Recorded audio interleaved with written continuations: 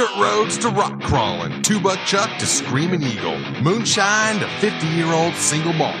We talk about it all here on Wheelin' Wine and Whiskey with your hosts, Jason and Chris. Welcome to the Wheelin' Wine and Whiskey Podcast, episode 303. 303. ¿Cómo estás, Chris? Bien, ¿y tú? Oh, más o menos. Está domingo y muy bonito día. Every once in a while, we throw a zinger at our listeners by changing languages. Next week, Portuguese. Oh, all right. So, yeah, here we are. Off of the Ruby tracks, fresh off the Ruby tracks, pun intended. Yeah. Episode. A little bit of a shit show to edit, huh? No, not too bad. I mean, there were four microphones going, and like but people were switching in and out of the microphones, and I kind of let the technology run the show there and use some of the automated tools in the editing software. So I think it turned out okay. It did. It was, it was fun, and of course we were whiskeyed up. Oh, imagine that. Yeah, I know. Sitting in front of a roaring fire in this beautiful house in the middle of nowhere off the grid. It was pretty freaking spectacular. So maybe you can join us next year. Now that you're going to get the Jeep going again. You working on the Jeep today? Yeah, I don't know if my Jeep will make it there in the snow like that. Oh, sure it will. We're going to put tracks on it. Oh. Well, speaking of the Jeep, you mentioned it's coming back to life. My son and I finally got under the Jeep this past weekend and started wrenching on that sucker to drop that tank. And that heavy skid plate, I got most of the fuel out of the tank, so I lightened it up quite a bit. But unfortunately, Craig is still stuck under the Jeep with the weight of the skid plate sitting on him. Nice. He's still kicking around a little bit, but we'll call 911 at some point. Oh, nice. That's what are kids for, I guess. I've had that tank out before, not too long ago. It was probably about 15 years ago, and I don't remember it being that snug, going in and out. There's just a lot of stuff going on there. You got the exhaust pipe, you've got the leaf springs, and you got the filler hoses going into the tank and the little nipples that they attach to that you got to be careful when you're wiggling this thing out so you don't break shit. Right. And the tank is of course plastic, and the skid plate is heavy steel. It was actually really more work than I expected to get the tank out, it's sitting on the ground. Okay, well, that's good. So you're going to replace the sending unit and fuel pump and ready to go. Yeah. Ready for Wheelin' 2025. That's my goal. I love it. I mean, it's funny because, you live in Nevada now and you like to brag about that. And there are some benefits to living in Nevada that we don't enjoy here in the state of California. And I had the rude realization again, one of the stupid regulations, for whatever reason, things are banned from being shipped to this state. But I had actually ordered a new fuel pump and sending unit from Amazon. And, that order got canceled because it's not California. They can't ship to California. I'm like, whatever. So, and of course I went to Napa, or tried Napa nearby and AutoZone, and none of them had any in stock. So I'm like pretty much stuck with online ordering. And so I went to rockauto.com. I don't know if anybody's ever ordered from them before, but apparently they don't have any scruples about shipping to California. So at least knock on wood at this point that they accepted my order, and we'll see if I have the product later this week. You'll get a call tomorrow. Sorry, sir. Yeah. That's all right. Ship it up to my house. Yeah, well, that'll be the next step. So, you mentioned Nevada. Yes, I loved living in Nevada. And what's nice about Nevada is I've had more people come visit me in the past 2 years, year and a half I've been here, than I think the entire time I was in San Jose. And we have a special guest here with that we will introduce in a bit. Yeah. We're going to just keep them quiet for another few minutes here while we get through some business. Business. Business. Well, what do you want to start with on the business side? Do you want to go to reviews? Let's do reviews. You want to hear? Oh, yeah, we haven't done some reviews in a while. I think I have 3 is what we decided on. Okay. So let's start with the ones here on Spotify. And I want to give a shout out to Spotify. Has become one of our favorite purveyors of the show because it's a great place for people to interact and give feedback and reviews. I like how they can comment on individual episodes, which is really cool. Right. Rather than just dropping a general review in the Apple, what is it, podcast or whatever they call it now. iTunes, anyway, PodTunes, I don't know. It changes weekly. I've got episode. This is a comment for episode 300, and that was a major milestone, 300th episode. That was pretty cool for us, and obviously, a lot of podcasts don't make it as far as we have, which is saying a lot. So, but this is from Down Under, good old Charles Locke. Oh, Charles Locke. Yep. Congratulating us. So here's what he wrote. Congratulations on making it to 300 episodes. Keep up the good work. Well, thank you, Charles. We really appreciate it. That's very heartfelt. We like Charles. He's our favorite Australian. Absolutely. There's a few of them down there, but he's definitely our most vocal. We can't forget about AA Ron either. No, don't forget about AA Ron. But Charles is most assuredly the most vocal, and he interacts with me quite a bit on the IG when I'm active on the IG, which I'm in and out as people know. So I'll say that our Australian friend here sold his buggy, so he's overlander now. So that's what you told me. Much more. I just think he's a funny meme this weekend that was hilarious about overeating, overlanding. Oh God, Scottle. Does he have a Scottle now? Oh, I'm sure he does. It's on order. Perfect. Traction boards. All right, moving on. We've got Whittle Watters. Perfect. This is a comment for episode 302, the last episode, the Ruby Tracks Invitational. This is from Sick Nick, good old Nick Bailey. So he wrote, awesome time with you, Jason, and thanks, Chris, for your editing prowess as always.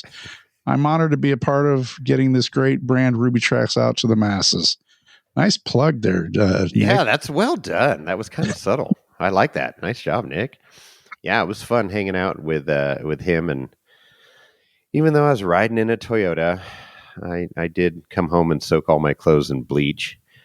And, a lot of mouthwash and everything and detox here, but it's good. But no, it was a good time, and his off-road snow capabilities are very good, and it was cool. It was cool to see those tracks in action on different rigs. No, definitely. Watching some of the video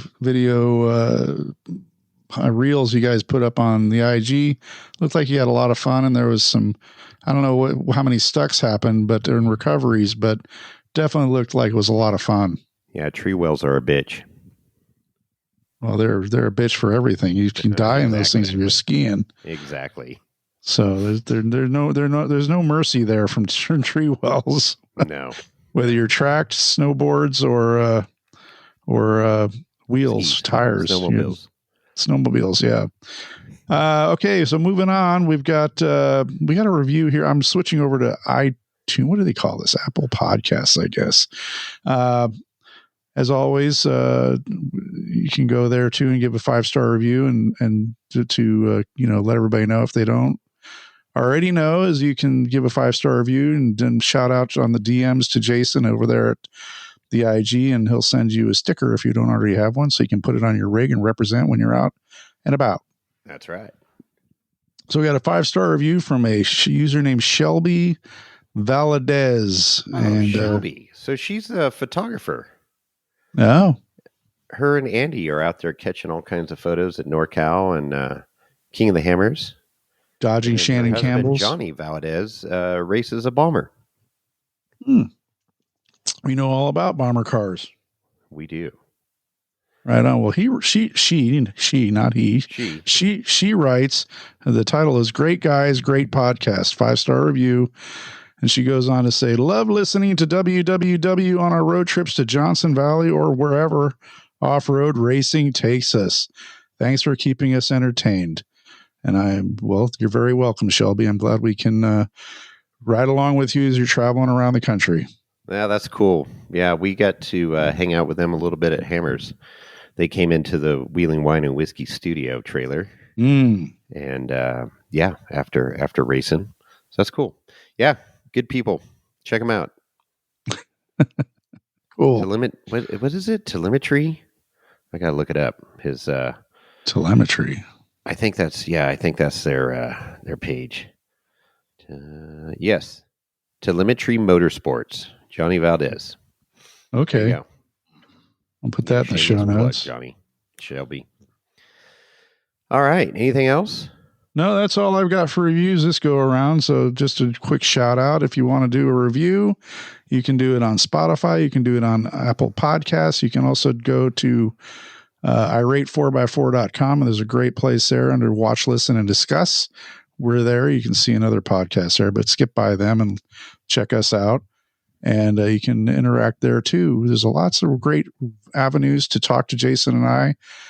But those are 3 of the best. And of course, the DMs on Instagram is a great way to do it too. Absolutely. Well, I do have one voicemail here. Okay. Let me cue this up. Morning. It's a work early here, and I thought I'd ring up and say congratulations on your 300. Been entertaining us for a few years, and it's good to see. Keep it up. And remember, in Australia, riders don't suck. We're out.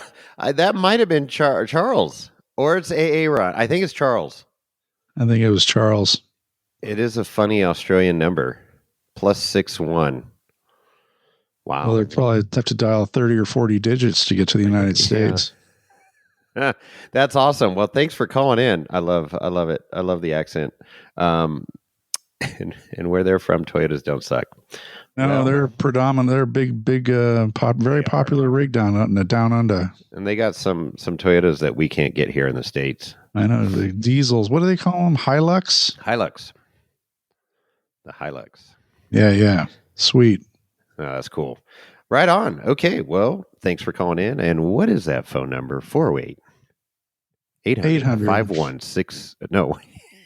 Yeah, 408-800-5169. Again, 408-800-5169. Call, leave a voicemail, and most likely it'll get played on the air. I think we've only had to pull the ripcord once or twice, but the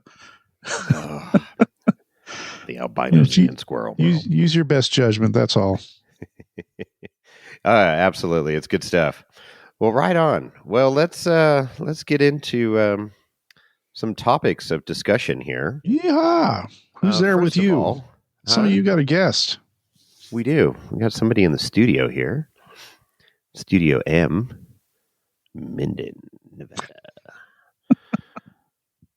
Well, I don't think this individual has directly been on our podcast, but I know his voice has been on the podcast before. Oh, yeah. But, it's another esteemed guest here of Wheeling Wine and Whiskey. Known him for a few years, and always entertaining, always a good laugh. Does drive a Toyota, unfortunately, but we won't hold that against him too long. It's got a badass rap on it, though, I will say. He's got a badass rap from OnX. None other than Jonathan Herre. Jonathan, how you doing? What's up, man? Thanks for having me. I'm great. It's been a good day. Yeah. Today was a good day. I was working in the garage, left the door open, and you just wandered in. So that was great. Like a stray dog. They let anybody in here. Right. Lorenzo used to be a pretty good guard donkey, but he doesn't give 2 shits anymore. He'll let anybody in. And he actually leads them right to the whiskey room, right? You know, it's like, hey, let's just screen our guest a little better, especially if they drive up in a Toyota. I'm surprised there's not a sign over there that's just a take your pick. Take your pick. Take your pick. Does he give him the combination to the safe too? No. I changed that. There's nothing in there anyway. It's just a bunch of moths. 1, 2, 3, 4, 5. It's the same as my match luggage. Right. There you go. So how the heck are you, man? Well, thanks for dropping in here and from AZ. Yeah, I'm good. It's I was in the neighborhood. I was in the neighborhood, thought I'd drop by. Thought I'd pop in. So where do you live? One Briarcrest? we got a pool. A pond be good for you. Pond would be Pond good. and a pool. Natural spring. Yeah. So what brings you out to this neck of the woods, nape of the way? So I'm a photographer by trade, so I'm actually shooting for a guided expedition company. And we're doing a tour through west to east through Black Rock Desert and up through the res and coming out the east side. But yeah, I used to live in Kings Beach. I'm very familiar with Tahoe and Reno and everything. And when that happened, that trip got booked. I was like, sweet, I can go up early and hang with all my friends. So yeah, here I am. And then you hosted a little event, an OnX event, meet and greet today. Little parking lot hang, a little community meetup. So part of my deal with OnX, beyond mapping, I'm working with the marketing team to do trail guide meetups and kind of just spread the word, answer questions, whatever. So I try and focus on other small businesses and get people together for a good parking lot hang, and we give away hats, t-shirts, stickers, whatever, and answer questions. I have a 50% off QR code on the truck, and yeah, just try and get out and meet people and grow all of our circles and networks and everything. So yeah, and Chris hosted us from Battleborn Wheel today. Yeah, Chris was awesome. I actually heard it on your podcast. I made that connection and then just rang him up and was like, "Hey man, here's what I'm doing. Here's my idea, and what do you think?" And he was like, "Yeah, let's run with it." So yeah, he's been great. And then they had their factory floor open. You know, the machines were running, so you could go in there and take a look at how everything was made from Battleborn wheels. And then we had a bunch of rigs in the parking lot, and we had a table, and you were there. You know, everybody. I mean, it's kind of a tag along thing. Like it's not like you can't do your thing in the parking lot with us. Like everybody can just come and hang out, and it's really just this mellow, awesome, you know, friendly hangout. So, yeah. It was a beautiful day, and we had Ultra 4 racers there. Yeah, Randy Slauson showed up. Randall Slauson III showed up, who just celebrated his birthday. Yeah, yesterday. He's 958.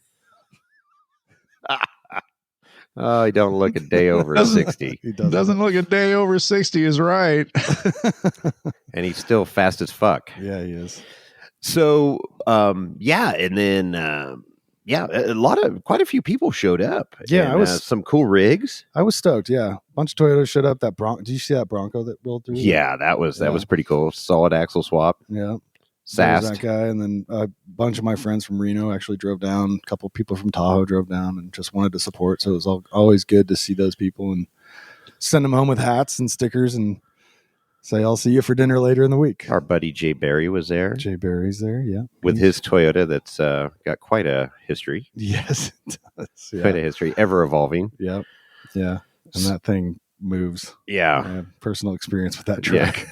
I remember the first time I rode in that truck, we were going up the hill to the looker's right of Chocolate Thunder, and I was like, "Is it supposed to be making these noises?" And he just kind of shrugged. He's like, "Race cars make race car noises." Yeah. He's beating on that thing like a redheaded stepchild. There's no doubt. It is the redheaded stepchild. He's the only guy I know who will get something brand new and actively try and break it. Like, I got this new truck. Let's go break it. Nice. And then Don Radke was there with his son, Steve, and they had their Polaris fucking race car. We'll just call it a race car. It's a stock class, I guess, but it's set up for racing. Obviously, didn't look very stock. No, we pulled in, and I was really stoked to see that. It's always fun to walk and gawk at people's rigs and stuff. But right when we pulled in, I saw that, and I was like, "Oh, sweet, okay, this is going to be fun." Yeah. Yeah, so, he's sponsored by Battleborn, so that was cool for him to represent and be there. Let's see, any other notables? We met a lot of new people. Dolly and Eric were there. Yeah. They showed up, brought the dogs. They brought the dogs. There was a few dogs there. One dog that didn't want to play real nice at the beginning, Then everybody got along. And then Chris's new puppy, 15-week-old chocolate lab. How was that? Whose that was? Yeah. Yeah. Cute as can be. Did you catch the name of the dog? No. So it was Carl with a K. Dog's name is Carl. Okay. But what's hilarious is because Eric and Dolly's dog is named Hank Yeah. and Bob. Yeah. So there was Hank, Bob, and Carl. It's like none of them were dog names. Yeah. And all three of these dogs are hanging around. And if you watch Letterkenny, you know the phrase, you're not exposed to name pets by human right, beings. right. Yeah, no, I'm a dog person for sure. Yeah. So dogs running around is always a good time. Sure. So, so that was good. Gave away some prizes. Gave away some 1-year OnX memberships.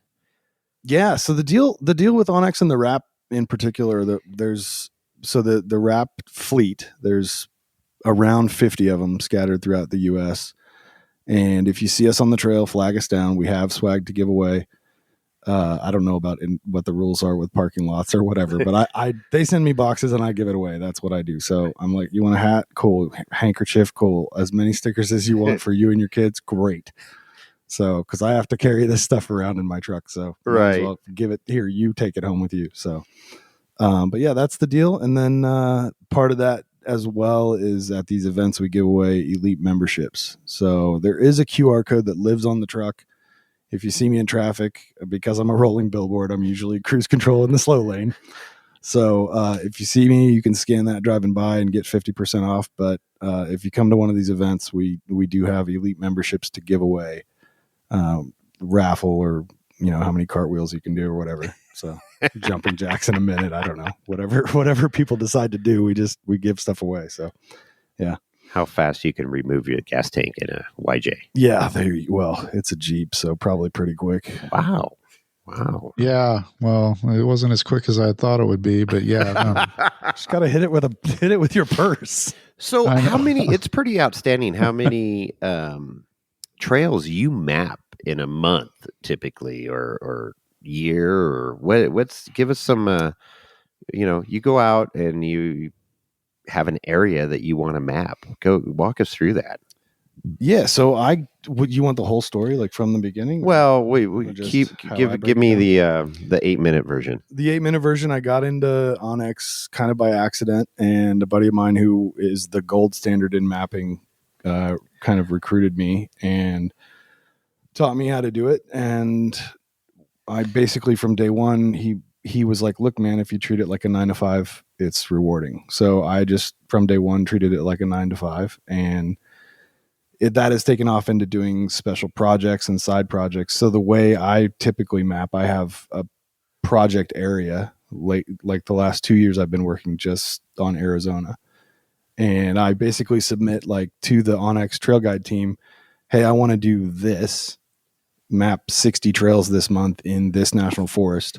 And they say, yes, go ahead. And then I just start chipping away at it. And I'd say since July last year, my allotment has been 60 trails a month. Wow.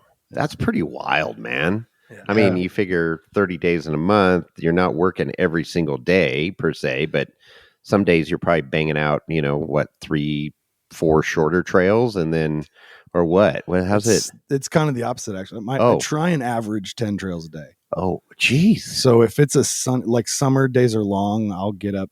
I mean, right now, or I'd say the last 3 months, my nearest mapping area is 2 hours from the house. So I'm going out and I'm camping and whatever. But yeah, I try and get on the trail, shoot the truck, take photos for my sponsors and everything like that of the truck at sunrise, and then I'm off mapping, and I'm trying to get to 10. And, anything after that's bonus. So the highest number of trails I've done in one day, I think, is 13 or 14. And then the shorter trails are easier. We try and push everything so it's 5 miles or over, unless it goes, to someplace interesting, like an overlook of the Grand Canyon, or, here's this really cool mining area where you have access to hike around and see some weird, cool stuff and whatever. But most of them we're trying to push to be 5 miles or greater and lead to point of interest, like a campsite or an overlook or hot springs. Yeah, exactly. So the level of difficulty for the trails is bounces around, or is it? I mean, there's none of this. None of these are hardcore rock crawling trails. No, I map in my daily driver, which is a 2021 Toyota Tacoma TRD Offroad double cab long bed. Obviously 4-wheel drive, has lockers. I'm on 33s, and then I have a 2.5 inch old man emu lift on it. So it's mostly, I mean, you look at it and you're like, oh, that's pretty stock. And for me, that's a bonus. We want, but I think it's important for people to realize, like, you don't need a buggy to go do this. You know, you can do a lot in a stock vehicle. Before I had this, I was mapping in a 05 4Runner. So, and it was all stock. So you'd be surprised what trouble you can get into in just a stock vehicle. So, oh no, we've said it over and over again on this show that, you know, most of these vehicles, whether it's a Toyota, a Ford, or a Jeep or whatever, is usually right out of the box more capable than the driver is. Notice he didn't say Dodge. No. Well, we did meet a guy today who has a power wagon. We did. Power, it was super clean. But yeah, I don't wheel my I think. No, so a couple things. So along the lines of what Chris just said, trail ratings. So I was asking you about that because it's always super subjective, right? It's like a trail that, quote unquote, is hard for me because I'm been wheeling for a bunch of years. Is like somebody that's first time 4-wheeler would be like, oh my God, this is impossible or something, right? And vice versa. So everybody's got their little take. And the vehicle that you drive obviously plays into it. Your experience, trails change, due to seasonal, rock slides or the amount of traffic, mud that could be there in the winter that's not there in the summer, vice versa. So how do you, when you approach a trail and you do a trail and you're like, do you have a dartboard like the monkeys at Chartable used to do and just throw a dart and whatever it lands on, that's the trail rating? What do you do? No, it'd probably be easier, but no. So the way OnX tries to take all the subjectivity, or I guess objectivity, I don't know. Yeah, subjectivity out of it. They put their standard on it. So OnX has their 1 to 10 rating, and then there is a very clear description of what each trail is. So when I map a trail and then I submit it, and we have to take pictures along the way, right? So a lot of the pictures I take are the obstacles. So the trail with OnX is rated by the hardest non-bypassable or hardest mandatory obstacle. Gotcha. So if the trail is 10 miles long and 400 yards from the end of the trail is a 8-foot waterfall that you need a buggy to get up, and it's a vertical climb, that's a 10 or whatever, or an 8, something like that. That whole trail is an 8. It's difficult. You're not going to do it in a Toyota on 33s. Gotcha. And so that's how they tried to institute that rating system to get rid of all that. Is it a 6? Well, it's a 6 for you. It's a 1 for me because I'm in a buggy or whatever. Yeah. So, yeah. Gotcha. Oh, that's cool. So building off of that real quick, Jonathan. So you said, 400 yards from the end of the trail, the destination, if you will, is that written in the description of the trail that somebody with a relatively stock rig on 33s could get to within 400 feet of the end goal? Or does it just say this is a 10 or an 8? I'd love to tell you that every trail is written really well and that information should be included in the trail. There is a description that we as trail guides and contributors and people who actually do the mapping and put these trails in the app, that should be included in the description. So we have to write a description. We have to take photos. We have to do a whole write-up when we submit the trail, and then we submit it, and then it goes through an approval process. So I'd love to tell you like a responsible trail guide, and we are all responsible trail guides, but the fact is that there are always gaps in systems, so yeah. So but it's cool that there's standards in place that, the trail guides are to adhere to. And you were saying, okay, you got the rating, you map the trail, you map any points of interest on the trail, you have your description. And then you also try to include like 20 photos of the trail, so people can get an idea of what the terrain's like and scenery and all that. Exactly. Yeah. So you'll only count it like if it's a 5 mile or over trail, from me personally, you're going to get probably a minimum of 12 to 20 photos. Yeah. I take pictures. I You're a photographer. like to think I know what looks good in a photo. So if the road curves or if there's a mountain over here, a cool saguaro where the trail braids around it, and it's just a cool photo, I'm going to include the trail photos. Very rarely pictures are included of my truck because that's not OnX's standard. Right. You're not technically, quote unquote, supposed to do that. We don't want 20 pictures of your broken down Jeep on the side of the trail next to a cactus. Right. So yeah, they try. There's the shorter trails, like if it's a 2 mile cut through linking trails together. Yeah, obviously you're not going to get 20 photos out of that, but anything 5 miles or more, there should be at least 10 photos, in my opinion. It's easy to do. So I like the way you worked the broken Jeep in there. That didn't go unnoticed, by the way. It's 2 against 1 here, Chris. We got to hold our ground in this podcast. I'm just going to ask if Lorenzo ever photobombs in the pictures. Oh, that'd be cool. You should take Lorenzo out on this next photo shoot and just have him in the background, just subtle. Like it's kind of like Where's Waldo, and Where's Lorenzo? Yeah, and then I could create a layer and just include him on like little subtle Yeah. Lorenzo on every photo. Yeah, very very tiny little. Did you see Lorenzo on the trail today? Little ass right here. This ass. this ass. This watch. Anyways, we're all going to make you laugh. Oh, that's great. Okay. Well, for 2 years. You can't even do it. Hey, little man, for 2 years, I had this watch up my ass. So the wheels are coming off. So those of you that are frequent listeners of the podcast, yeah, that's our Christopher Walken right here. So anyways, that's cool, man. Yeah, I got it. I've talked to you a lot offline and stuff, but OnX, I still use Gaia a lot because I have a lot of trails and stuff mapped in there, and I like the details you can drill down to and stuff. But OnX has come a long ways in a short amount of time. I'd say just in the last 2 years. And now I find myself, especially when I'm going exploring behind my house, pretty much anywhere I went this last year, I was firing up OnX right away.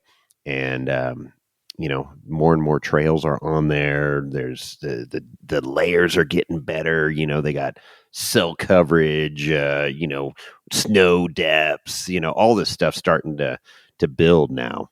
So it's pretty cool. Yeah. The innovation that they're trying to take the forefront on and make this app really a really good actual resource is pretty fun to see. Yeah. So where Gaia, I've used Gaia a little bit with the 4x4 search and rescue in Yavapai County. And I know that there's layers you got to pull to the top and everything. OnX is not like that. The layer is the layer. So meaning the guys like me are, when an update gets pushed to the app, they're adding more trails to the base map. There's you don't have to pull the 1976 Forest Service layer to the top or anything. The map is the map. Yeah. And the layers you can turn on and off, like you said, are AT&T, Verizon, and T-Mobile cell coverage layers that you can see. Okay, we're going, up Turkey Creek. Am I going to have cell coverage, or should I download an offline map and then just take the map offline? Gotcha. You're right. They do have snow. They do have a little weather layer. I love the wildfire things for if you're in the West. Oh yeah, that's you big. Can click on a wildfire and it'll show you the size of the wildfire, when it started, how it's progressing, and then take that knowledge, look at the weather layer, and go, oh, cool. The winds are blowing from the west. I'm east of that fire. I should get out of here. Oh, I've used that too. We had a fire, over there by Washoe Lake this summer, and it was like, okay, how close is it? Where's it? Which way is it heading? And stuff like that. The other cool feature is the marking the private properties. Yeah. So when you are out, exploring, you can see if you, obviously if there's no gate or something, you may end up on some private property inadvertently. So yeah, that's a cool feature too. Yeah, and it differs from the hunt. I don't have the hunt. I'm not a hunter. But if you have the Hunt app, I'm told if you have the premium or elite, whatever the top tier Hunt app is, it has the private homeowners information.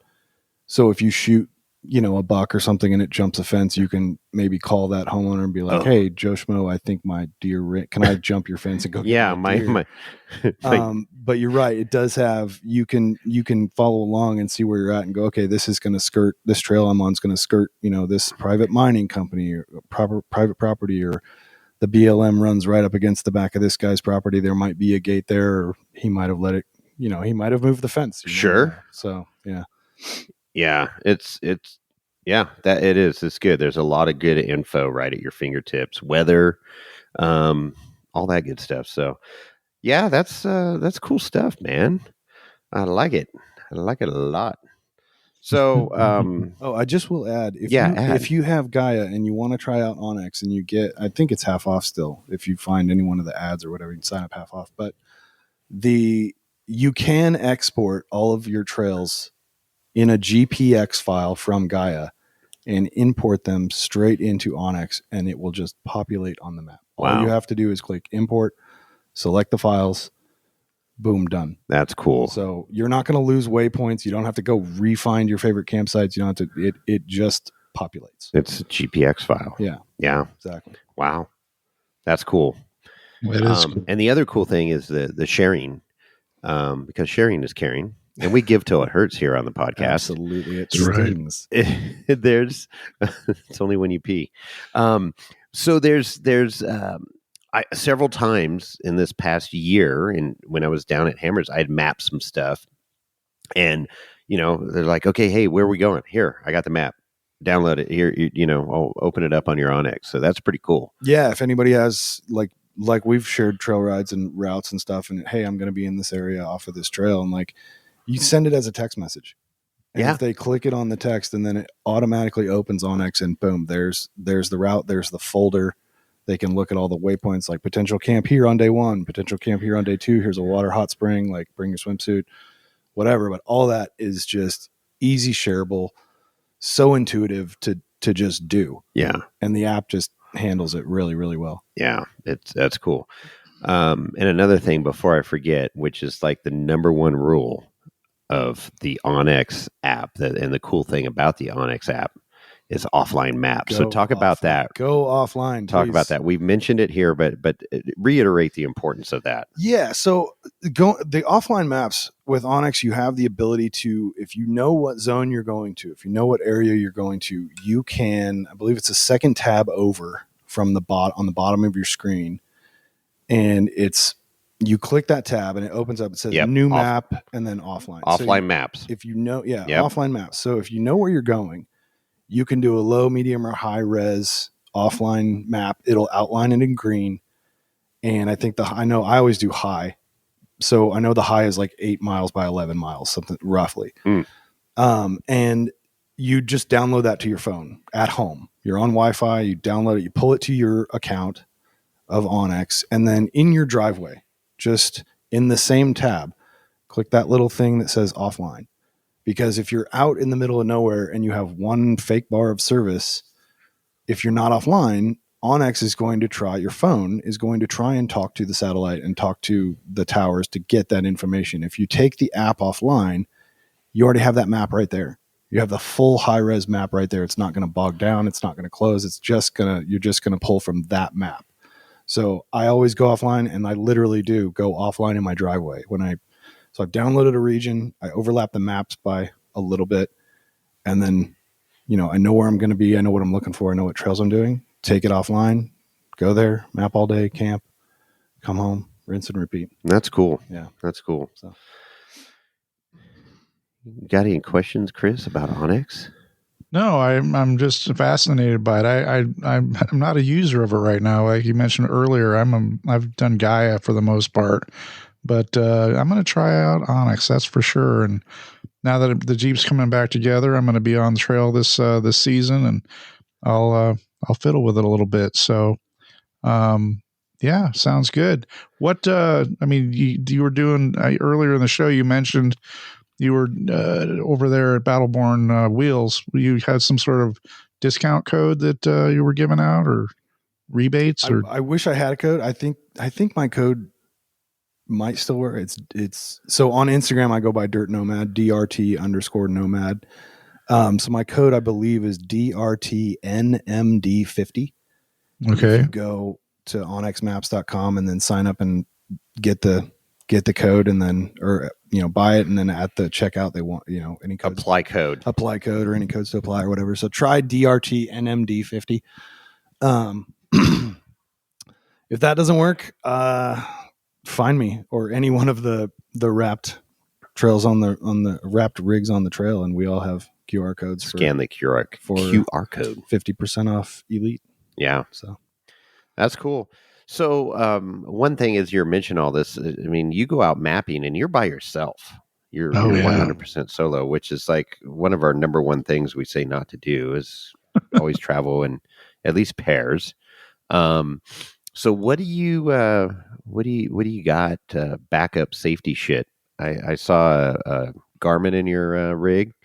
Yeah, I have a Garmin InReach 2. Mm-hmm. That is, it lives there. It's always plugged in, charged, operational, and updated. And then obviously that works through the Earthmate app. So I think 3 or 4 people have that where I can kind of 911 that out. I do pay for the helicopter SOS rescue on that. I had a buddy, actually the guy that recruited me, the gold standard, his name's Brett, had to use it last year. Really? He was mapping in remote Utah. He was 5 hours from pavement on a motorcycle and got bucked and ended up, the adrenaline when you fall off something or hit something. So he got bucked off the bike, and then he tried to get back up and realized he couldn't. And then, night is falling, and I guess he Garmined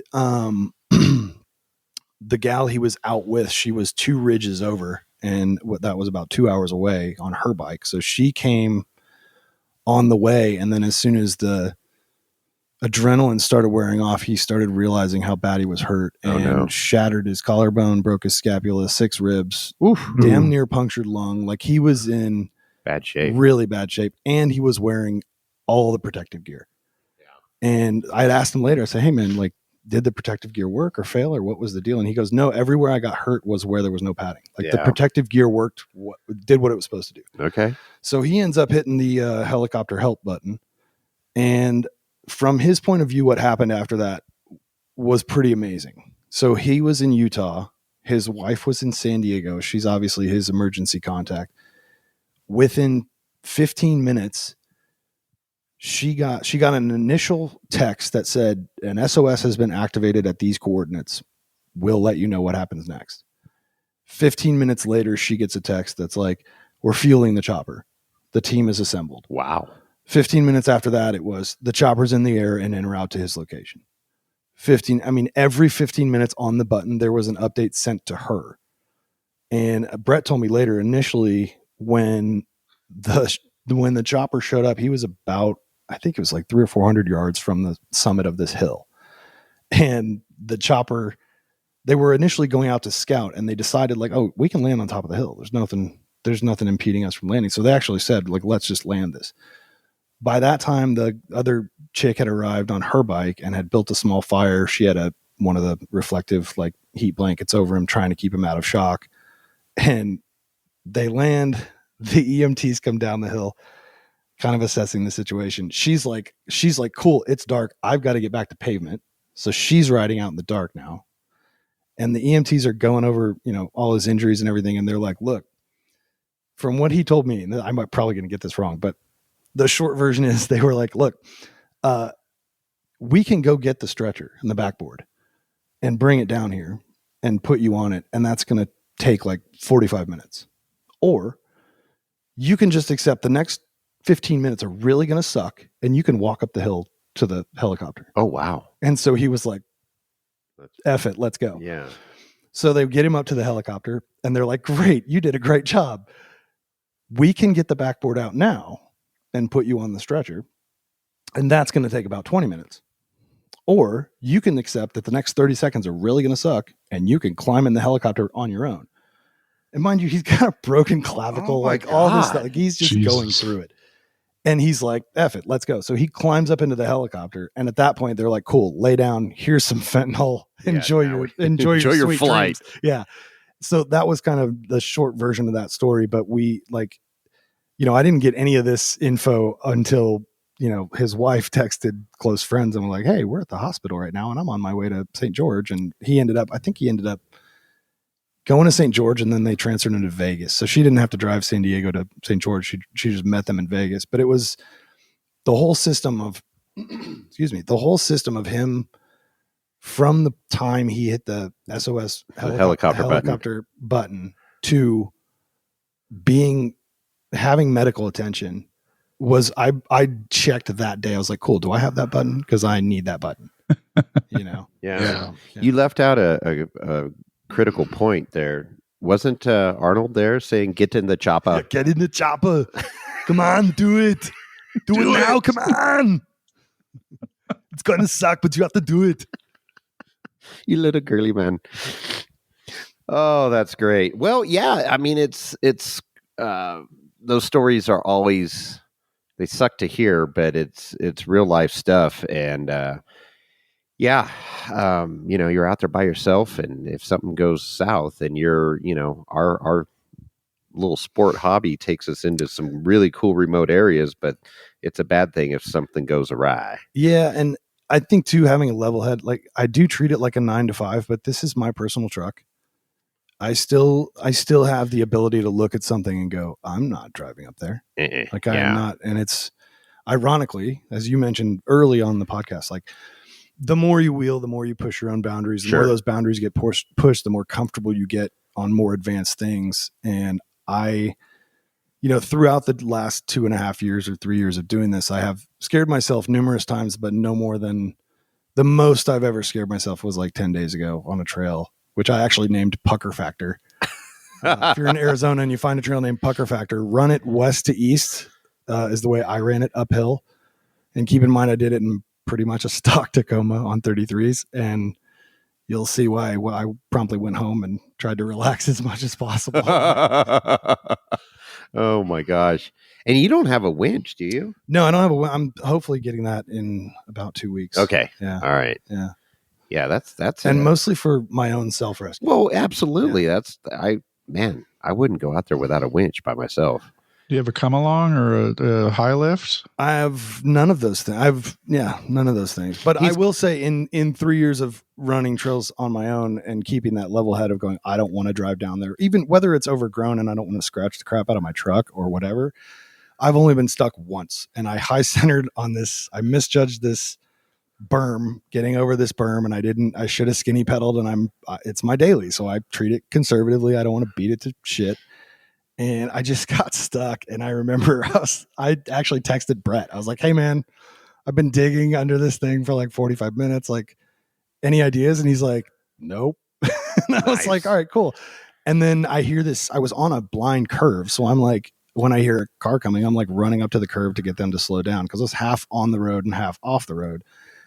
And I think the first car that came by was like a Toyota Sienna minivan, and the lady's like, what can we do? And I was like, keep driving. Like, there's nothing you can do.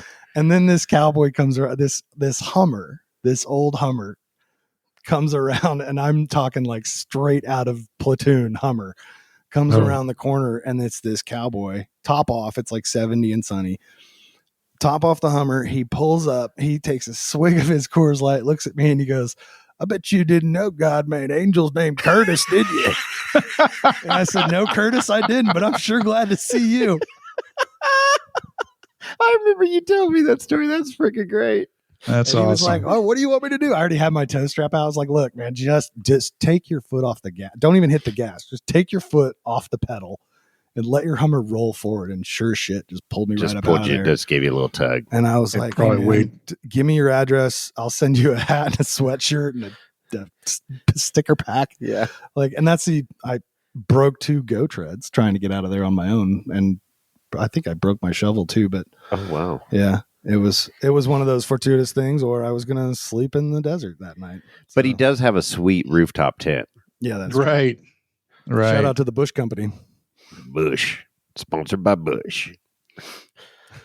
Perfect. You're And camping that by Hummer yourself probably out in weighed the twice. woods. That Hummer probably weighed twice what your truck weighs, Oh, right? yeah. Yeah, no, I was really fortunate on that one, but yeah, you do raise a great point of like having a winch or expect to self-rescue. You must expect to self-rescue. Well, So, yeah, and it'd be good to take a class to learn some tips and tricks and techniques of how to self-recover. yeah, that's what we were talking about that before. Of Absolutely. How, I want to get involved with your deal too. Yeah. So, yeah. The Sierra Nevada Off-Road Academy Yeah. coming to a area near you. Tune in next time. Stay tuned. That's cool, man. No, that's awesome. So, I mean, how many miles would you guess you mapped? Or do you know the exact number? I don't. I know the exact number of trails. Okay. Currently I'm at 700. I think it's 752. So trails. average trail, Wow. 5 miles, 10 miles? I don't know. Oh man, I've between 2 and 10. I have no idea. Okay. Yeah, I have no idea. So a lot of miles. There's a lot of miles. I bought the truck 2.5 years ago with 40,000 miles on it, and I'm about to hit 140. Oh, wow. Now. What? So, yeah, It's a lot of driving. it's a lot. That's a shit ton I of drive driving. for a living. Yeah. Yeah. So All right. Well, that's cool, man. That's good little insight. Kind of behind the scenes, if you will, of Mhm. how these, maps. I mean, it's people can share their stuff, but the actual maps that get, broadcast out on the main app, right? And you said there was how many trail guides, if you will? 50? 50? well, Trucks. there's 50 wrapped 50 OnX wrapped vehicles official that they call rigs. the fleet vehicles. So there's 50 of those, and then I'd say trail guides, total coast to coast and Canada involved. I think there's something like 1,800, maybe 2,000. Because Oh, Horton's yeah, he's more on the hunt side, the OnX Hunt too. But he has mapped some trails in Johnson Valley and stuff, and he just mapped Hell to Pay that we did this year. That Nice jab. lived up to its name. yeah, he can have all that up there. Yeah. I'm not worried about any of that. No. Yeah, But that's unless cool. Randy wants to sponsor me with a trail bomb, Ooh, I'll there drive you that go. bitch up. I Anything. like that. Yeah, Right? or he can drive and I'll just take pictures. There you go. Yeah. Ride shotgun. Yeah. Well, that's cool. Before we depart the subject of OnX, I do have a cool story to share. So I started my OnX membership, elite membership, like 3 years ago at Hammers, I want to say. And so it automatically renews. I got it set up to automatically renew. And so it renewed for $100 here a few weeks ago. And so then, the 50% off discount code was advertised through the end of March. And I was like, oh, fuck. And I got some time now. So I thought, well, you know what? I'm going to call and just see if I could apply that 50% off code, even though it's already went through on my credit card. So I go on to the OnX website, contact us, and I didn't find a phone number right off the bat, but there was, that chat box, hey, do you have a question? Yeah, the live chat. Yeah, so it's obviously AI at this point, at the very beginning of it. And I'm like, yeah, I got a question, 50% off. I've already renewed. Can I apply it for another year? I'm like, keep my $50, extra $50. Take my money, but give me another year, And so it went through, okay, and then live person, started in the chat. And I said, hey, here's the situation. Here's my name, my account. And I paid $100 a couple weeks ago, automatic charge. Is there any way to apply the 50% off and apply it to another year? Within literally 5 minutes, there was a $50 credit on my credit card. Yeah, the support there is once you get a hold of someone, the support. I mean, and we all know how the AI works to narrow it down, whatever, get you the right person. Yeah. But the support with OnX is really good. I have nothing but good things to say. So that was impressive and a fruitful endeavor that I thought was going to be, well, this is going to be a dead end, but at least I tried. But no, it worked perfectly. 5 stars would recommend. Yeah. That was pretty cool. So Yeah. Yeah.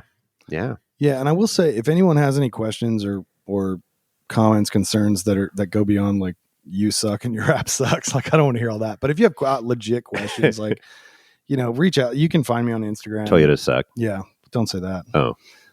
But no, you can find me on Instagram. I'm super open to talking about it and sharing my experience, or here's what's worked for me or whatever. I will say no system is perfect, but when you talk to someone, when you get support on the line, they're very keen to answer questions. They believe in the app. They want the app to work perfectly for everyone. I had a buddy in the head of Yavapai County 4x4 search and rescue signed up for the 50% off thing. We couldn't get to work. I mean, I was with him on his phone. I literally took his phone from him and was doing everything. We called support, and one of the glitches was he had the Hunt app with the same email.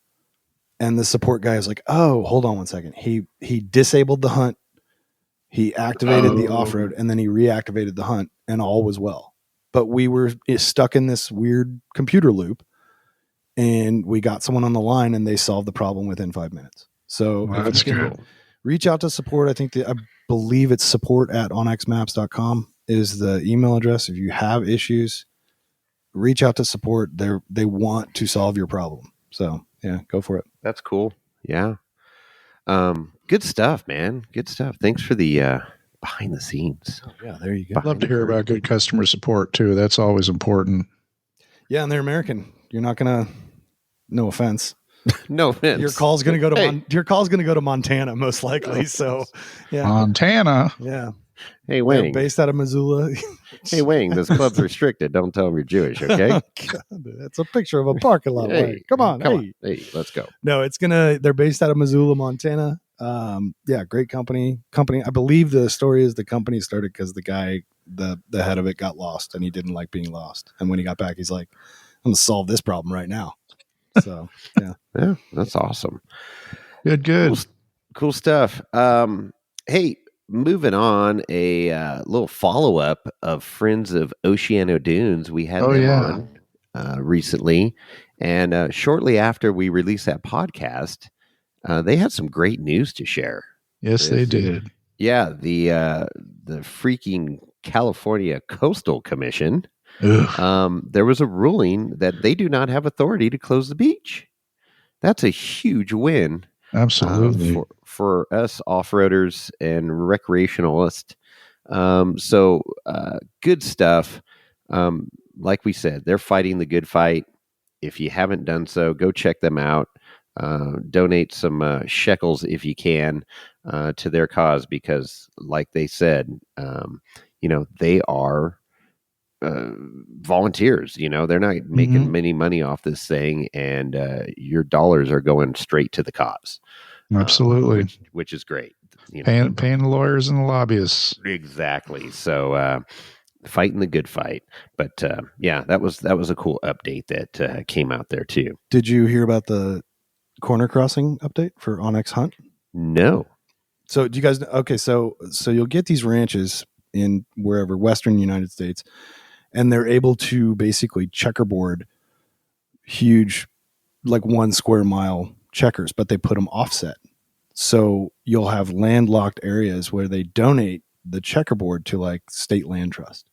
So technically it's public land because they're getting a tax break, but the state land trust land is checkerboarded in by private land. So they'll offset it. Literally, if you zoom on the map, look at Northern Arizona is a great example of this on OnX. Like if you zoom in, it looks like a checkerboard. And OnX and a bunch of other organizations went to battle on that because you had hunters that were going, okay, we're going deeper in to hunt elk or whatever, but we're not going on the private land. We're corner crossing. We're crossing at the corner diagonally from public to public. Sure.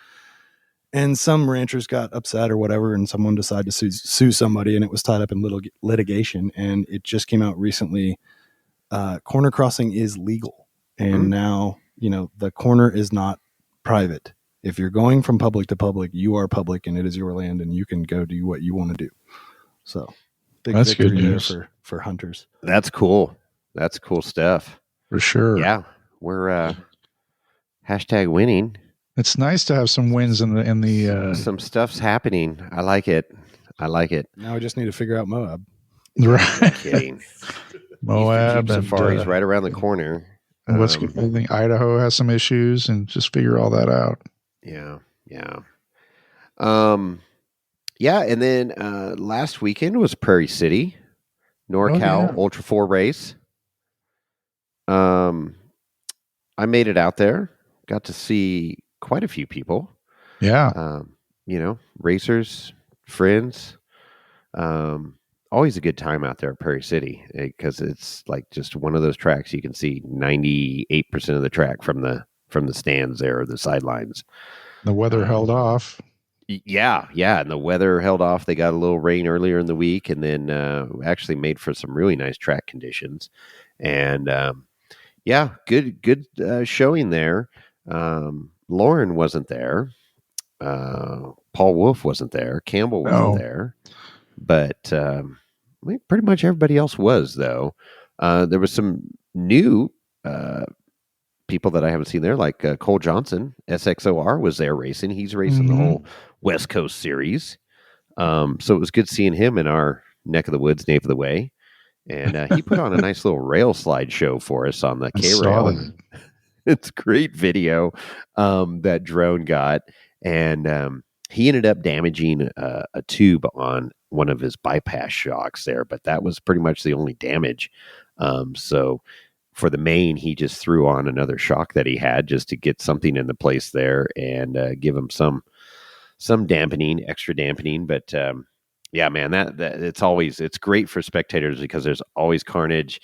Great side by side open wheel racing, but man, for the drivers, that carnage adds up in a hurry. And unfortunately, like Woody Rose, early on Friday, he rolled not once but twice and dented his compromised his cage.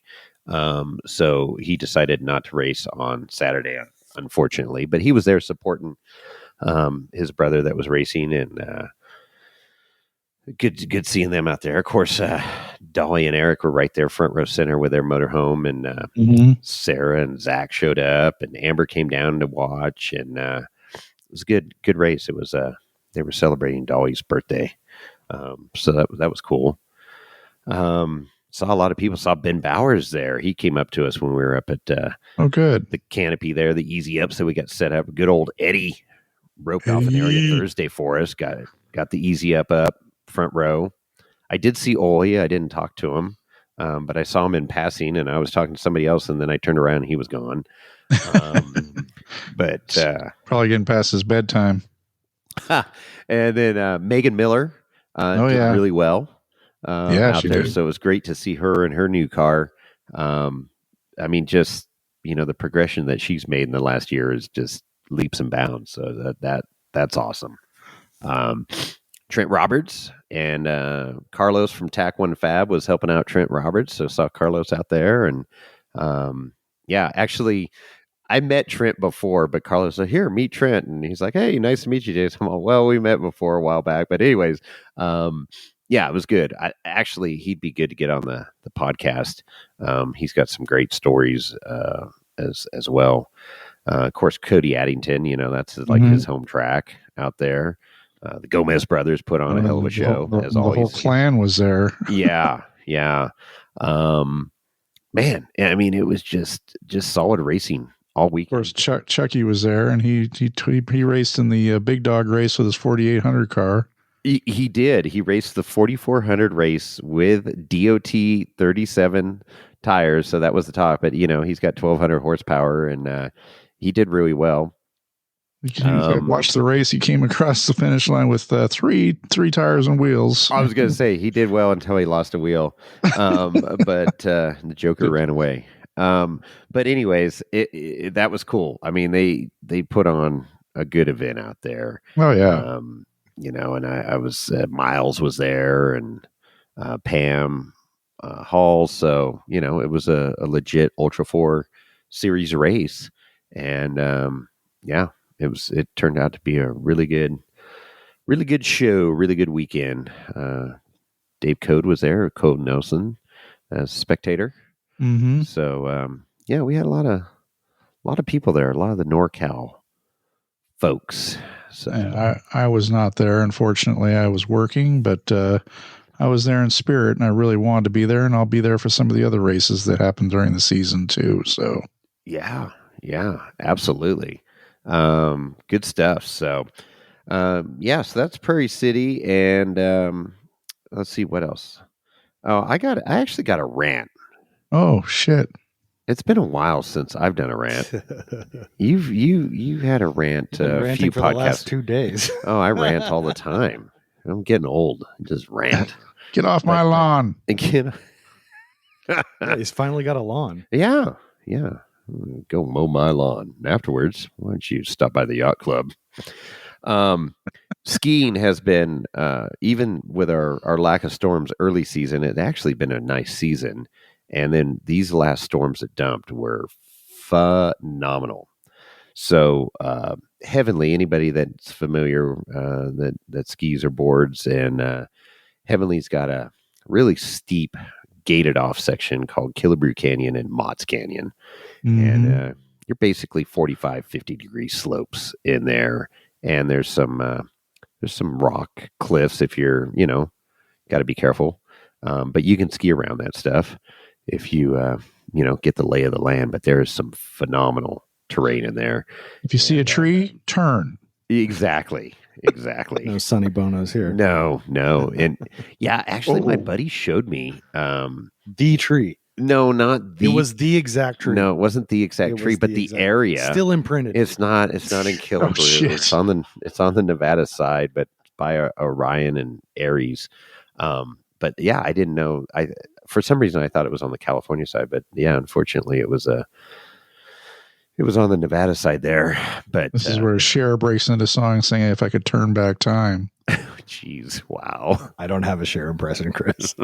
I That can would- try if you want to wait a minute. No, No. We'll pass on that there, keep that Jonathan. one to yourself.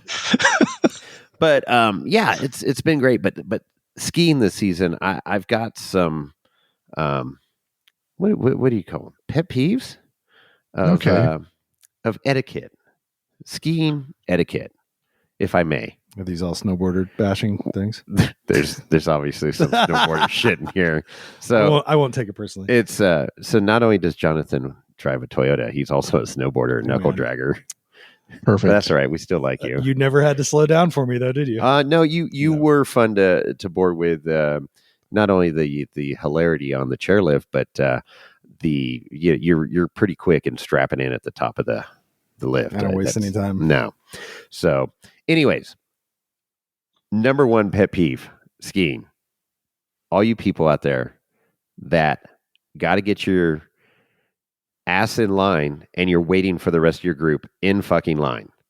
So now you're clogging up the rope lines, feeding into the chairlift, and you're sitting there with your head turned back, looking for the rest of your people.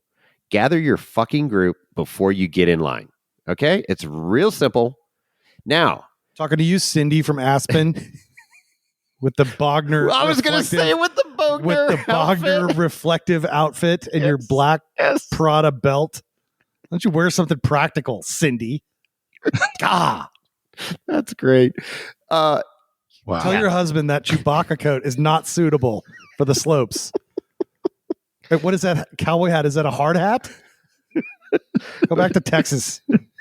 So, I have nothing against that. Love Texas. So do not wait in line. Now, midweek, and it's like wide open, and there's like 4 lines, and there's hardly anybody there, and you're waiting off to the side. Fine, but when it's busy and you're waiting in line for your group, and now people have to work around you to keep moving, no, pisses me off. Well, it's better to be pissed off than to be pissed on. That's Jason. right. Right. And then here we are, snowboarders in the middle of the trail. So right when you get off the lift, they shuffle out of the way and they just stop right in the middle. Move off to the fucking side and strap in. Or the bench. Or there's a bench, but they put the bench in the middle. And- Well, I think that's your. You got to write a letter to the Vial on that one. buddy. I am, but it's like, you're especially, it starts getting a little crowded, and have some fucking social awareness and they just sit their ass down, click, click, click, click, click, click, click, strapping in, and then they got to sit there and bullshit with their buddies to figure out where the fuck they're going. You're going down, okay? Just fucking go. You're going down. And now you're trying to weave through, trying to get the hell out of the way of the rest of the people getting off the chairlift. That's been going on for decades, dude. I mean, I know, but snowboarders or figure the shit skiers, out. people always stop at they get off the lift and they fucking stop. I haven't skied in years, but it was a big problem even back then. Yeah, but it drives me nuts. Fucking working around these borders, strapping in, just pull off to the side. Easy. I think as a snowboarder, you should have the goal of no stomp pads and be able to get your back foot in as you're moving. Like that's kind of the most efficient. Okay. way. Yeah. So do your sticker pack, do whatever you need to do before the season and everything, but like you don't need a stomp pad. Show the ultimate control that board. Yeah. Get that back foot in there while you're going 2 miles an hour. And by the time you hit the crest on the downhill, you're good and you're ready to go. I get it if you're like beginner or whatever, but it's a lot of them are just stopping right there in the trail. And it's like, fuck. Okay. Number 3 of 4. Ready for the next one? Yeah. In the lift line. You're in the lift line. No snowballs in the lift line, James. Oh no, that's actually fun. Sorry, James, go ahead. Late spring, the snowball fight start. That's actually fun. But you're in line, and again, it's a little bit of social awareness. Fucking people running into the back of your skis. That's no good. What? Why? You don't have to be that fucking close. Yeah. Give space. You're not going to get on the chair any faster. No, you're not. But people run into the back of your skis. And especially if you got nice skis and you care about your fucking skis. Now you got Joe Blow fucking rental yard skis that are fucking 4 seasons old. Fuck yeah, run the fuck into those shit. But don't run into my skis. These are the same people that don't know how to zipper merge in construction. Oh man. Right. Well, and then the alternating for when all these 4 lines converge into one to get on the chair. And sometimes you got the maze master, right? They got on a busy weekend or whatever. They got a person there directing. Hey, all right, you 4 go. Okay, you 2 and 2 singles go. Great. But man, heaven forbid if people can count to 4 by themselves, because it happened just the other day, this last week. A fucking single jumps in with us. There's 4 of us, and here comes a single, pulls up right beside me, and I'm like, 5. No fucking clue. I don't know if they had their headphones in or what. And I go, this is a 4-seat chair. We have 4. Oh, shit. Backed up. Well, you solved the problem. That's a problem. Yeah. You solved it. Don't run. Hopefully the Maze Master guy is like one of those dudes who's a legend among lifties and he's been there for 20 years. There's some cool maze masters that have fun. Okay, they orchestrate. He just knows. But they're rare. They're few and far between. Yeah, exactly. Few and far between. That's who you want directly. That's who you want. Yeah. It keeps things moving. He's decisive. He doesn't care who you are or what next to your kit you're wearing. Don't run into the back of fucking skis or board. It's just fucking rude. It's rude. Yeah. Me off. Okay, number 4. I think you know where this one's going. You finally get, after your skis have been run into and people can't count getting onto the fucking chair, and then there's people waiting in line that you fucking went around to get on the chair. You get on the chairlift. You're on the fucking chair going up the mountain. Just zipping right out of the fucking bull wheel at the bottom, right? Yeah. Fucking somebody grabs the fucking bar and pulls it down and racks you in the back of the noggin. They didn't say bar down. They do not say bar down. Oh man. And it drives me fucking nuts. And that is the real reason why I started wearing a helmet, is so I don't get knocked in the back of the fucking noggin. And then what's worse is not all bars are created equal. No. There's, the standard just bar. It's just a fucking tube that comes down and you can rest your arm on it. Okay, out of all the bars that are out there, my favorite. Now you got the bars with the fucking crotch buster. Oh yeah. Why do they do that? There's on a 4-pack, there's 2 of them that come down and hit right in the fucking seat. Well, you got to be in your seat. If you're not my seat, that's your seat. I understand, but if you're not lined up perfect, and I like to put my poles, like most skiers, underneath their leg, so you're not holding them on the 7-minute chairlift ride. Right. And then your poles get in the way of the fucking bar. or it hits your thigh or something. And I'm like, fuck this. And all that could be solved with a simple bar down. A simple bar down. And then you got the other bar that's got the fucking, ski rest on it. Footrest, yeah. Mm-hmm. Fuck, that pisses me off. Yeah. Those suck that are T-bars, because then now that interferes with your poles that are sticking out. So now you got to get that fucking rearranged, and people slam down in your poles and it hits your fucking back of your thigh. And but the best one that I saw, if you got to have a fucking footrest, if you're that much of a fucking pussy going up the lift, Wow. the little triangle. Have you seen the little triangles that just come down on the bar? So instead of a big T, it's this little triangle. And it's just enough to like rest your skis on. No, I haven't seen that. Yeah, in Colorado, they're out there a lot. well, in Colorado. Yes, at Vial. Lovey, why don't you spool up the Range Rover? We're headed to Vial to go skiing. Yeah, put on that purple Pogner fucking iridescent jacket. Purple iridescent, please. Lovey. But yeah, announce it. And so this is great. So my realtor, Tommy, he's well-seasoned skier, been skiing for years. And he's older, and it's one of his pet peeves. And we're riding at Heavenly up the chairlift. And, you get a lot of, vacationers, tourists come into Heavenly. Yahoos. Well, no, I mean, most of it. We have some great conversations with people. People come from around the world to ski this place. I mean, it's beautiful. You're looking down on Lake Tahoe, and there's some great terrain. Anyways, one of these fuzzy foreigners, I'm going to say, that didn't speak English very well, fucking just yanked the bar down as soon as we got on, and Tommy fucking like fucking ninja warrior just lifted up his hand and caught the bar before it could come all the way down. And he looked directly at this lady and says, "You need to say bar down. Do you understand me?" And the lady was just fucking shocked, right? And Tommy's like, "Common courtesy. You say that you're bringing the bar down." Man, Tommy's a legend. Oh, it was, Heavenly dude, I history. was so fucking proud of him at that moment. I'm like, that is fucking awesome. And she, freaked out. And then Tommy, he goes, "This is how you do it. Bar down. Everybody good?" And brings the bar down slowly. You don't yank the bar down. Was he arrested at the top on the California side or the Nevada side? He was applauded. There was another guy on the lift with us that said, "Well done, sir. Well done." Well done, sir. Yeah. Winning. So the whole bar thing is, there you go. There you go. There's my 4. Well, I added a 5th one, I guess, with the merging, the maze mixer. Yeah. But it's fun times out there, Chris. Oh, it's everywhere. There's a lack of etiquette in a lot of facets of life. So Social awareness. It's true. absolutely. So yeah, I see it on the golf course. It's definitely apparently still happens on the ski slopes, and I'm sure it happens on the freeway, of course, and grocery store, and a space shuttle, whatever. So Space shuttle. What have you heard, Chris? Yeah. well, it doesn't fly anymore. Which, So was it the Russians? nothing to hear anymore. Nothing to hear here. Nothing to see here. I've said too much, but but the powder, it's amazing, and it just typically happens in Tahoe.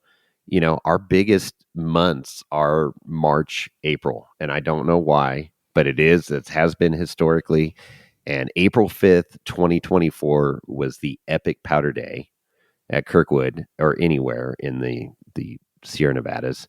And then this year it was like April 1st, 2nd, 3rd, and holy hell, it was all world champagne powder and caviar dreams up there on the mountains. How I keep getting your mail in my apartment here. Champagne. Would you like some champagne? Wow. Is that Serge? What's that? Serge? No, Serge. Hello, my name is Serge. Yeah, that's the Can I one. make you a cappuccino with a lemon twist? Get the fuck Make it out. right back there. How much is that painting? These I sell this the other day for 125,000. Get the fuck out. Oh, I cannot. Oh, No, I sell it myself. and that's from Beverly Hills Cop, Beverly everybody. Hills Cop. That's great. Good job. Button this up. It looks a scrub like a dog. Wow. It's pretty It's good. animal. That's a new one. Shout out to Balky Bartakamus. Oh, that is who Perfect that is. Strangers. It was Yeah. perfect. Yeah. Oh, man, you are dating yourself. Right? You're All right. right. Birthday coming up, everybody. June 13th. Mark your calendars. Oh wow, look at that, man! A lot of birthdays. It's like a national holiday, right? It should be. I mean, I've thought that since I was like 6. So Well, speaking of TV shows that I actually, we're all old enough to remember a show called Home Improvement Oh yeah, with Tim Allen, the the Tool Man comedian, the Taylor. stand-up comedian. That's on Netflix right now. So I've been kind of watching a few episodes every day. It's got 8 seasons, and man, that show was freaking classically funny. I mean, so many. George Carnes, right? Was the neighbor? Wilson? No, Wilson. No, not Wilson, Wilson. Wilson. But, oh no, his sidekick on the Oh, Al. Al. Borland. Al. He was Al. Al Borland. And then don't who think was so, the Tim. smoking hot model? that You was the had assistant? Pam Anderson to Yeah, start start with, with. and then Heidi, which was done something. Dun, dun, dun. Debbie Dunning. Debbie that's right, Dunning yeah. with double D's. Yeah, Pam Anderson and it was the first Tool Time girl, and then Debbie Dunning later on. But man, I'll tell you, this stuff in man, I'm in the 2nd season right now, and I'm like, some of the stuff that goes on in there, it just doesn't happen on TV anymore. I was going to say that you couldn't do that stuff nowadays. No, but I mean, you're building a hot rod on the show during the episodes and stuff, 32 or whatever in the garage. And I mean, it's just a great show, and it's fun to kind of do a blast from the past and watch it. So if you're our age and you grew up watching Home Improvement or as a young adult, it's on Netflix right now. How about this one that is an absolute classic that I would watch every episode again? Married with Children. Al Bundy, Christina boy. Applegate. Oh my God, that is a hilarious show. What was the son's name? Bud. Poor Bud. Bud Never got Bundy. laid. Bud Bundy. Poor Bud. Bud Bundy. And who tolerates their neighbors for that long? I know. And the That dog. was so classic. There's so many one-liners in there. Him as a shoe salesman and all these large women that would come in and get Right. shoes and the stuff he would say. Oh my God. So there you go. There's a blast from the past. I don't know how we got down that road, but another rabbit trail here on. I talked about Perfect Strangers, a TV That's show right. with Yeah, that's Balky. right. There you go. You got anything else, Jason or Jonathan? I got one more thing. Oh, you do? The Barrett Lake bathrooms. Oh, So- yes. Big update. There is a big update. So, one of our friends of the podcast, John Allen, fellow Jeeper, CJ5 owner too. He is building the trailer, Correct. poop trailer that's going to go in and pump it out, and then and then the bathrooms are going to be modeled after the bathrooms that are on the Rubicon Trail, and they've generated quite a bit of money so far. They're almost at their goal of 15,000. I just heard good. it here the other day. So previously, it was you had to write a check or hand cash to the Highlanders. They have a Venmo account set up now. Well, that's even easier. Yeah, so I'll make sure you have that in the show notes. Perfect. But and Tyler stepped up and said, "Hey, I'm gonna take donations, and in the notes column, I'll put your name, and then I will make that donation in your name. I'll take the money via PayPal, Venmo, whatever, and then I will make that donation in your name to the Highlanders. I'll write a check." So that was very admirable of him. I guess today's his birthday, by the way, too. We're recording on Sunday. Yep. This will air on Tuesday. So happy belated birthday, Tyler. He doesn't That's listen right. anyways. Jimmy listens, but Tyler doesn't. Jimmy's our favorite. Anyways, if you can spare a few dollars again after you donated to Friends of Oceana Dunes, throw a couple dollars at the bathrooms there, because anybody that's been on the Barrett Lake Trail knows how cool that trail is. It's usually only open 3 months out of the season. Once things dry up after spring, so it usually opens up in late July, early August, and that one hole bathroom that was there was pretty rustic, we'll say. Oh, that's an understatement. Yeah, it's pretty wild, and there's like, yeah, it was well outdated, and time to update that. So what's super cool, is that the Highlanders have been taking care of that trail for a long time, but how cool the Forest Service has worked with them to get this done. Now, obviously, they're raising the money, they're making things happen with a lot of volunteers, but they cut through the red tape pretty quick to get this approved and done for this season. So the goal is during their trail opening cleanup is to get these two new bathrooms installed at the lake, and then John will hopefully have this trailer done, and they'll be able to go in and pump it out before the end of the season. That'd be great. So it'll start out fresh next year. So pretty cool stuff. Shitty subject, but necessary up there. Pun intended. At Barrett Lake, pun intended. So look in the show notes, and we will have the link if you want to donate via electronically directly to them. They're close to the goal, and literally, if you could just throw $5 at it, and they're going to be right there. Every little bit helps. Yeah, absolutely. So, that's what I got in my notes and updates. It's been fun here, and fun having Jonathan on the podcast officially. Thanks, man. Yeah. I thought we recorded before at Hammers or something. We've recorded some sound bites from you. I think we did sound bites, and I think it was at Trail Hero, wasn't it? Briefly about something. Say that again, Chris. I think it was at Trail Hero. Oh, maybe that's what it was. Trail Hero. Yeah. So, but I don't know. There's so many episodes I get lost. There's so many episodes. It's been a long time. Can't remember all the episodes of my own podcast. Where's my coffee? I'm drinking coffee tonight. We went out, so we did the OnX meet and greet deal, and I don't know. We left Battleborn around 2:30 or so. Yeah, I think 2:30. It was the Chinese dentist hour, 2:30, and we went to lunch, a late lunch, and went to Wild Horse Cafe here in Minden. And it's right down. It's in the same strip mall as Cowboys Cafe, which is great breakfast, by the way. And I've heard about this place, and I go, "Hey, let's try it. It's supposed to be pretty good chow," and it was damn good. The range melt was amazing. And that was a chicken. You had a grilled chicken breast on there, melt on there, and weird, funky coil spring fries. I guess half a coil spring fry, and they were like wedges. Really, they were like potato wedges. But they were like wedged but curved. But not just the regular, look like an orange slice wedge. Curly fries. Yeah. They weren't curly fries. Well, no, they were wedged, but they were curved. Yeah. Yeah. Almost like someone cut so banana fries. Stretcher, like a slinky. Everybody loves a slinky. Anyway, great food. And I've had way too much coffee. God, I guess so. So then, I had a crispy fried chicken sandwich with bacon and guacamole and cheese. It was freaking great. And I left my hat there. And a homemade, that's right. You got to go back and get your hat. And homemade pasta salad.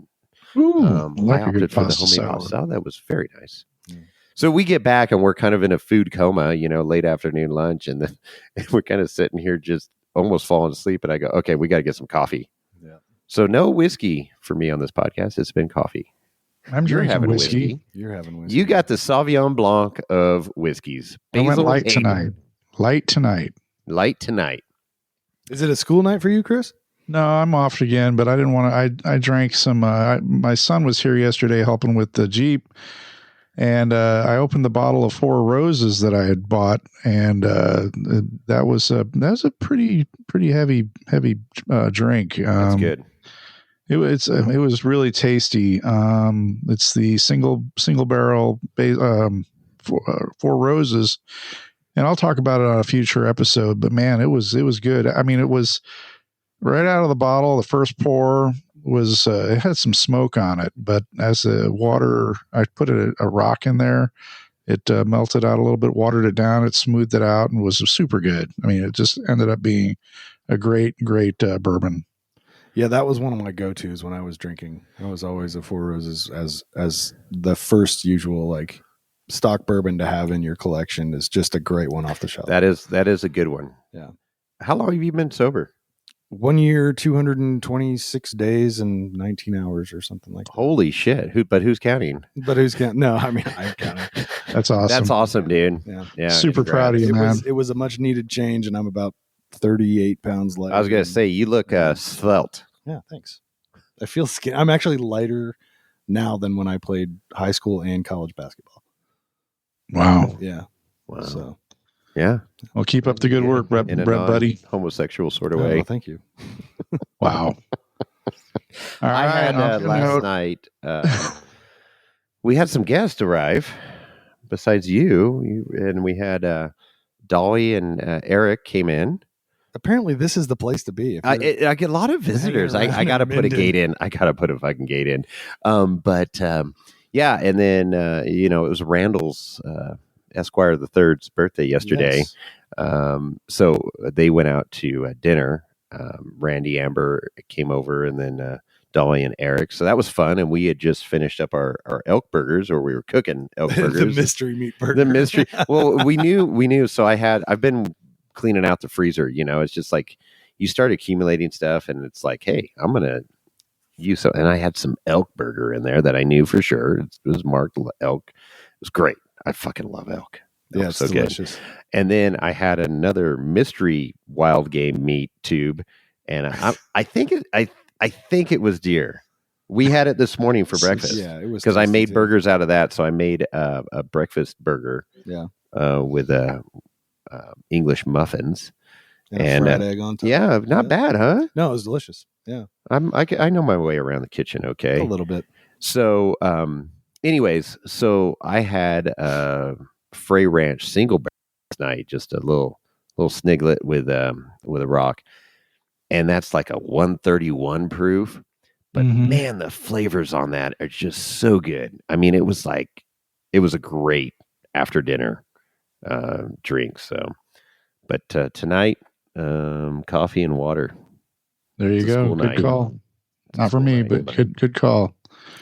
So yeah, man, good freaking stuff. We covered a lot of topics. Got a ranch in.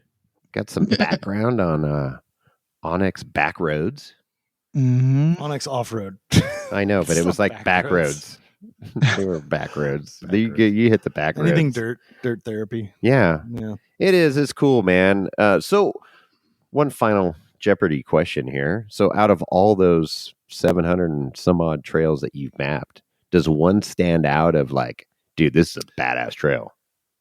I don't know about badass because I have so many different friends with so many different rigs. I've ridden with Randy at Trail Hero, and that's a whole experience in and of itself. And I feel very privileged to call him a friend. And obviously I've sat right seat with you and a bunch of other people. So comparing what I do in my Tacoma to anything like that is not, you shouldn't do that. And I don't do that. So but there's scenery, there's destinations and stuff. There's got to be one that kind of, I have a handful of favorite trails. A dude at the event today asked me my favorite trail, and I mapped one.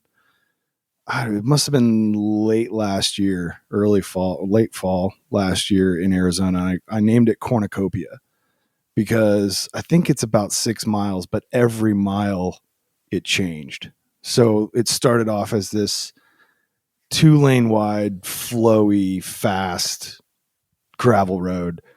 And then you drop into this wash and you cross the wash, and now you're in like powdery talcum powder dirt where you need 4 high to cause your back end's slipping around and you don't want to sink and all this. And then you drop from that into a legit creek and you're in a foot of water and you run, quarter mile up this creek bed in the water. Oh, that's cool. And then you pop out of that and it's a climb out of that up a hill, and there's ledges and rocks and stuff like that. And when I got done with that trail, I was like, man, there was something for everyone on that trail.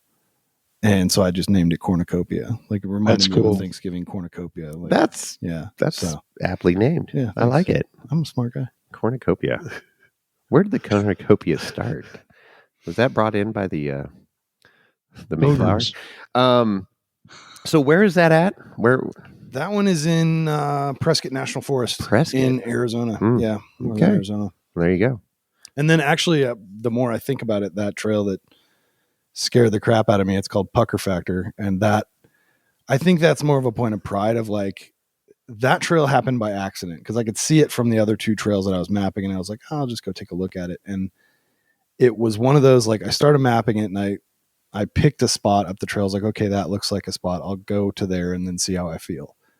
And then from that spot, I was like, okay, I'll go to that spot and see how I feel. And I kind of worked my way up the trail. And by the time I wanted to turn around, I was too deep. I couldn't turn around. I couldn't back out of it.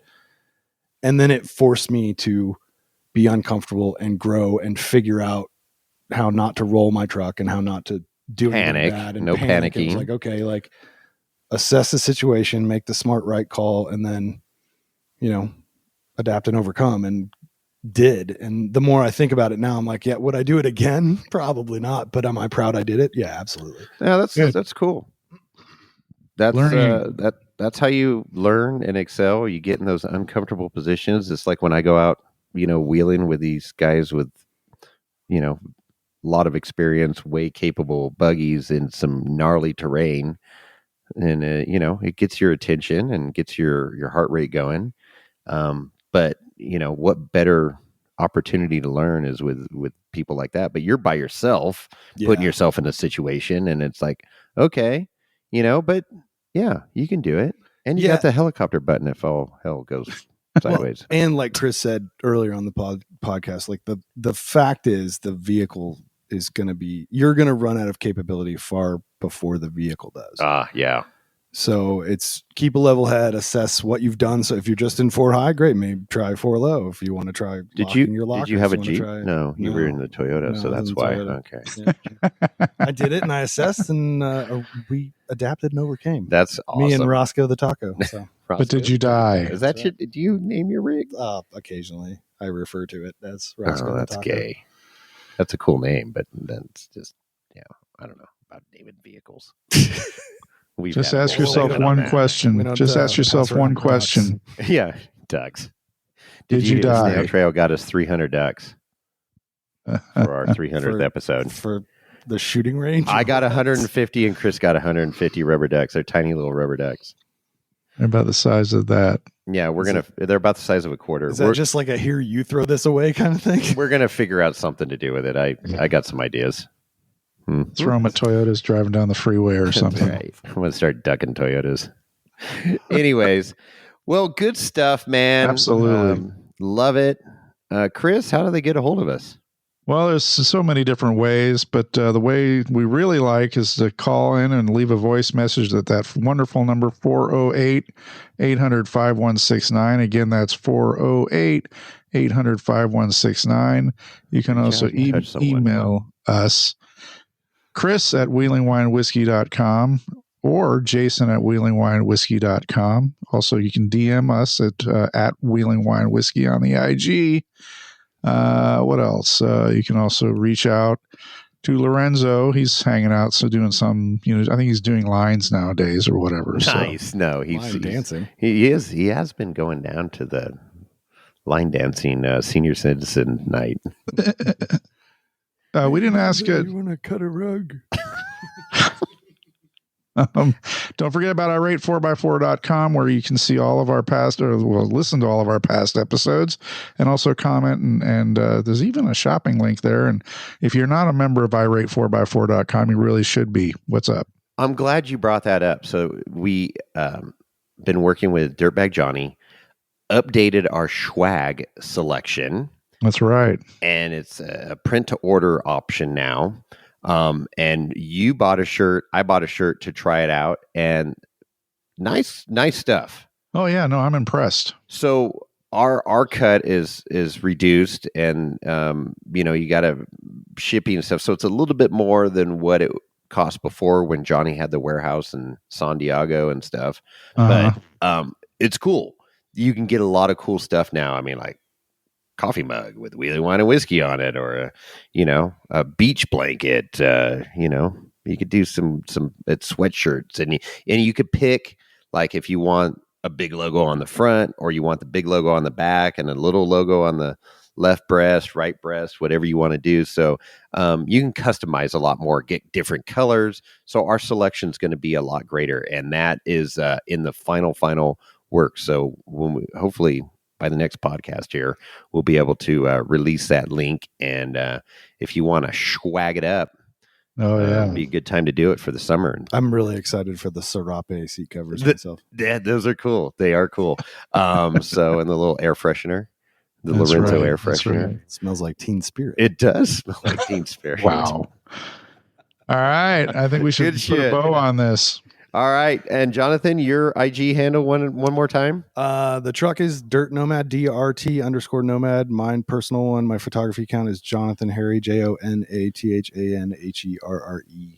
So, and I would, if you love visual stimulation, I would go check out his IG page is pretty unique, and that'll be the little teaser to go check that out because it is pretty cool when you look at your main page. So yes, it artistic. I put a lot of thought and effort. Autistic or artistic? It's I guess. Artisan. Artisan. It is artisan. All right, and that Chris. With that, we're out.